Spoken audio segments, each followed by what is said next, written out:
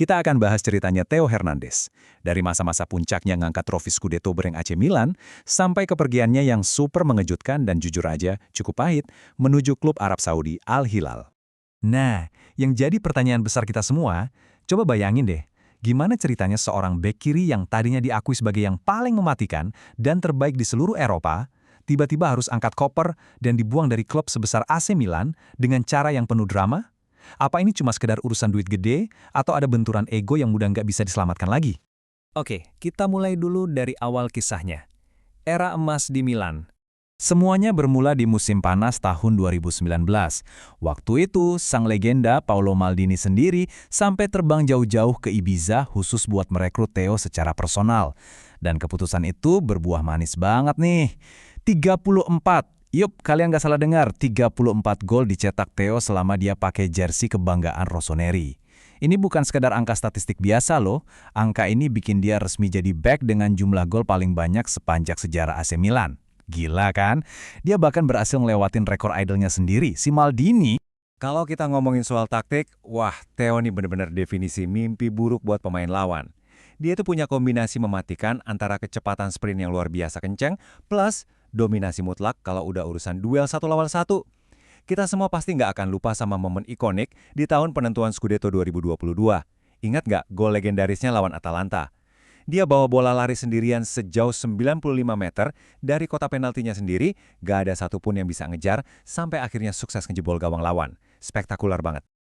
Tapi sayangnya, harmoni itu runtuh. Kita masuk ke babak baru, kontroversi, dan konflik. Masuk ke musim 2024-2025, situasi benar-benar berubah jadi mimpi buruk.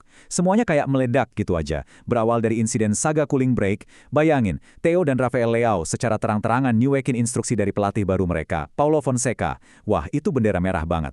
Ditambah lagi habis insiden itu, rentetan kesalahannya terus berlanjut. Ada kartu merah yang sangat ngerugiin pas lawan Fiorentina, dan juga pas lawan Feyenoord di ajang sebesar Liga Champions. Kedisiplinannya benar-benar hancur. Dan masalahnya ternyata menjalar sampai keluar lapangan. Ada desas-desus kencang di media Italia yang nyeret nama Theo. Dia diduga kuat jadi sosok sentral yang ngatur pesta-pesta privat super mewah dan eksklusif buat para pemain Serie A di kota Milan. Rumor-rumor liar ini jelas ibarat bensin yang disiram ke api, bikin citranya makin memburuk di mata publik, dan pastinya di mata manajemen Milan. Di titik ini, komunikasi antara pemain dan klub udah bener-bener hancur lebur. Gak ada titik temu. Kalau kita lihat dari perspektif manajemen Milan, mereka tuh udah muak banget sama kelakuan indisiplinernya. Ditambah lagi ada rumor soal tuntutan gaji yang selangit. Tapi dari sisi Theo, ceritanya beda lagi. Dia justru ngerasa dikhianati, ngerasa nggak dihargai lagi, dan dia kayak kehilangan arah semenjak Maldini didepak dari klub. Puncak dari semua kekacauan ini bisa kita rasakan dari kata-kata perpisahannya yang cukup nyelekit. Theo ngebantah keras soal rumor gaji dan dia dengan tegas bilang, saya pantas mendapat perlakuan yang lebih baik.